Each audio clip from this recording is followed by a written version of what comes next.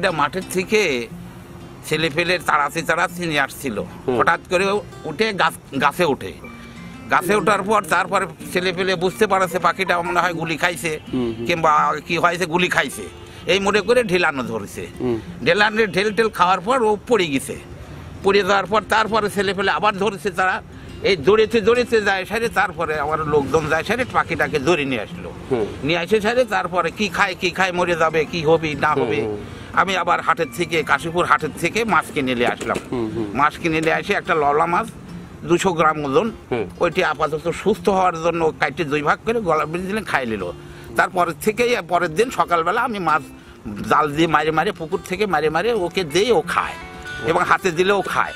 আমরা গতকাল খবর পেয়েছিলাম যে নাজিরপুরে স্থানীয় জনসাধারণ একটা মদন টাক পাখি পেয়েছে। ওইখানে আমাদের রেঞ্জ অফিসারকে পাঠিয়েছি, উনি স্টাফ সহ সেখানে গিয়েছেন এবং পাখিটাকে স্থানীয় জনসাধারণের কাছ থেকে নিয়ে ওখানে আমাদের যে প্রাণী সম্পদ দপ্তরের যে হাসপাতালটা আছে পাবনাতে সেখানে নিয়ে যায়।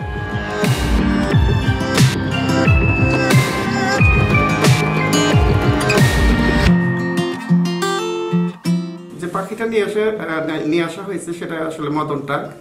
বন বিভাগের যারা আছেন ওনারা উদ্ধার করে নিয়ে এসেছেন এবং ওকে কিছুটা অসুস্থ মনে হচ্ছে এবং ডাইজেস্টিভ প্রবলেম মনে হচ্ছে কিছুটা।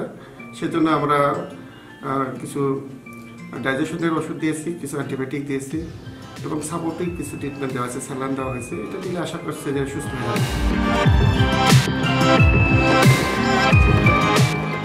মোটামুটি সুস্থ হয়ে গেছে পাখিটা।